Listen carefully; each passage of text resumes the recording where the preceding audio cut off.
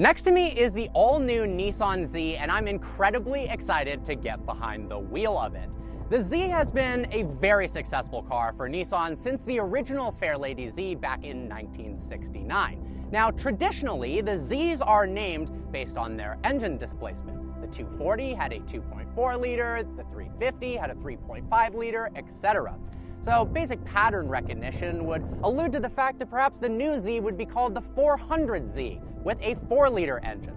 But alas, the 7th generation Z breaks tradition with one hell of an awesome car. Instead, the new 2023 Nissan Z is powered by a 3-liter twin-turbocharged V6 that makes an impressive 400 horsepower and 350 pound-feet of torque. That's a 68 horsepower gain over the previous generation. We've added turbochargers. It used to be naturally aspirated, but they made them small diameter turbos so they spool quickly and there's reduced lag and increased response. They even have electronically controlled intake valves to increase that responsiveness and improve fuel efficiency. The new Z is offered in 2 different trim levels. The base model is called the Sport, and the upgraded model, this one right here, is called the Performance. With the Performance, you get upgraded 19-inch wheels, high-performance tires. You also get bigger 14-inch brakes, a retuned suspension for a sportier ride, as well as a limited-slip rear differential. There's also a host of upgrades you get in the interior as well that I'll talk about in a little bit. One of the best parts about the new Z is the fact that it comes standard with a 6-speed manual transmission.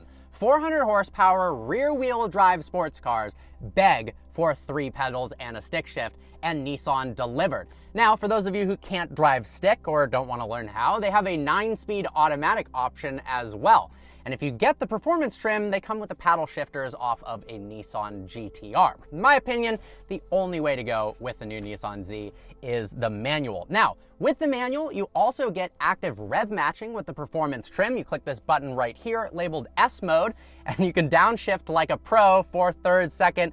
It's unbelievable. It does it basically all for you. But on all cars, you actually get a launch assist with the manual transmission. That means you can do a full launch like a launch control in an automatic, but with a manual, which I'll demonstrate later on. Let's talk looks. The new Nissan Z borrows lots of styling cues from previous generation Zs while having a modern twist to it.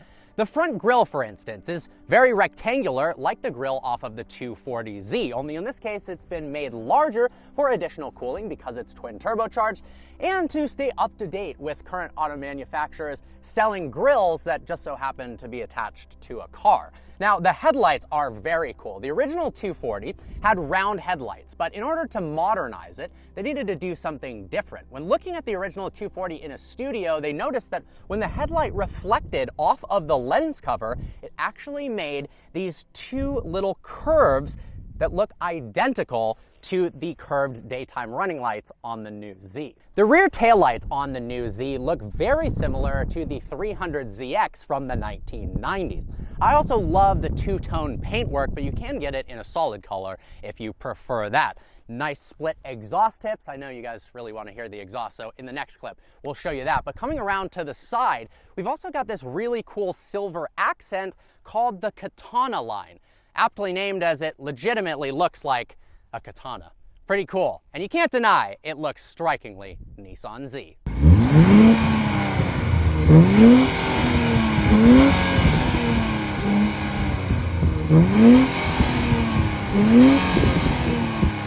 The interior of the new Nissan Z feels purpose-built while still having all of the amenities we've grown accustomed to in the modern era. And honestly, it feels a lot nicer and more premium in here than I was expecting. Particularly, I just hopped out of a car with a blue interior. If you get either the blue inserts or the red Alcantara inserts, it spruces up the interior and makes it look really high-end, to be honest, particularly for the price. This car starts at just under $40,000 for the Sport model with the manual transmission. That is unbelievable value for the money, considering you're getting 400 horsepower, a manual transmission, and a really nice interior. Now, we've got an 8-inch touchscreen display. If you opt for the performance model, you get a 9-inch touchscreen display. For the tachometer and speedo, we get a fully digital unit that's customizable. I'll show you a bit more of that in a minute. The seats themselves are unbelievably comfortable and supportive. They're actually based on the Nissan GT-R seats with a bit more suede, so it's more comfortable but still supportive at the same time. The wheel itself, Nissan knocked it out of the park with the wheel, especially compared to the Toyota Supra. It was one of my least favorite parts of the new A90 Supra, but this fits in your hand so nicely. It has a decent amount of buttons for various controls, but it doesn't feel cluttered whatsoever. Nissan, good work. Coming on down in the center console area, we've got heated seat controls as well as the rear hatch opening, and we actually have 2 cup holders for the first time in the Nissan Z. And there's additional storage space here as well. Tons of storage space in the rear for long road trips. Well, I can't think of a better way to start off the driving portion of this review than by doing a launch control. So I've got traction control off. It's a little button on the left of the steering wheel. We're gonna go ahead and put it into first gear. Like I said, we've got launch assist in the Nissan Z in a manual.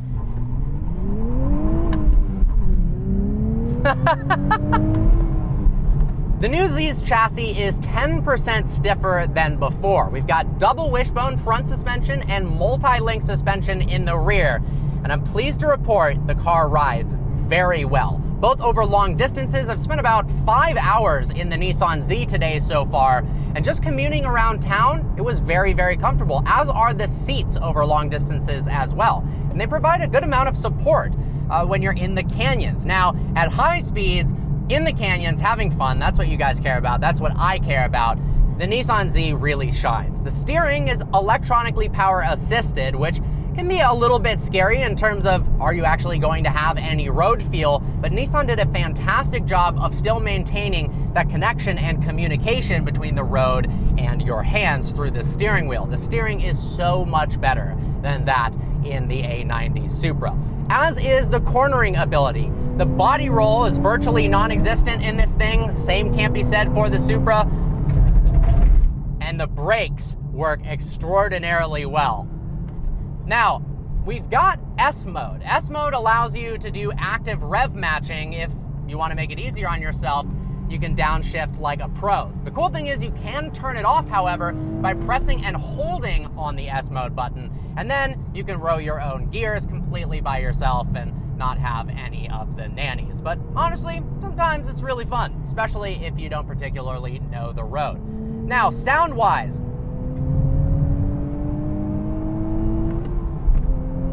it sounds good, and it's got this nice induction note, especially at the upper RPM ranges, maybe starting about 4,500 or 5K.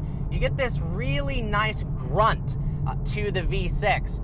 It's not that loud from the outside, particularly revving. I don't love the fact that they have a soft rev limiter. It only revs up to about 5,500 RPM or so. But when you're actually on the move, driving the Nissan Z like you're supposed to, it does a really good job. I really do love how the steering wheel fits in your hand. It's the perfect size, and the thickness is great as well. Allegedly designed based on the Nissan GT-R steering wheel, but with a bit more thickness to it, and honestly, it fits perfectly in your hand. The cockpit feels driver-focused.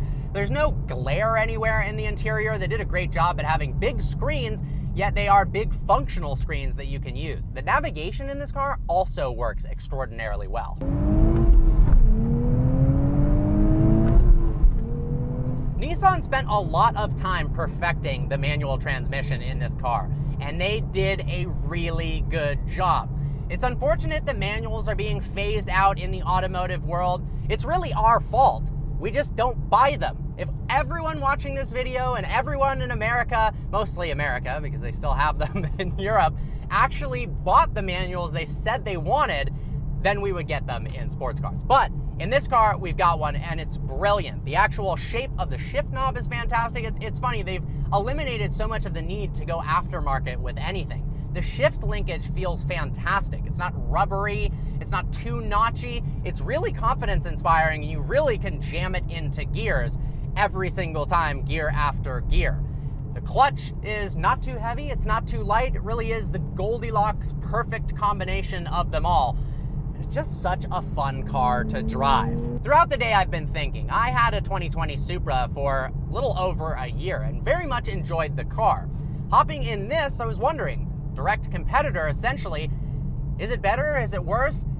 I can't really think of too many instances, if any, where the Nissan Z isn't better than the Supra. Despite having the Supra in the past, I'm actually seriously considering getting a Nissan Z and adding it to the fleet because it is so much fun and the value for the money is incredible. Starting at just under 40 grand, they really are offering a lot of car for the money. The driving experience in the Nissan Z truly is brilliant. They've knocked it out of the park, and when you factor in that $40,000 base price, it's one of the best sports cars for the money ever made, in my opinion. Well, guys, I hope you enjoyed today's review. Like always, please browse the channel and subscribe. I look forward to seeing you next video. Gravity.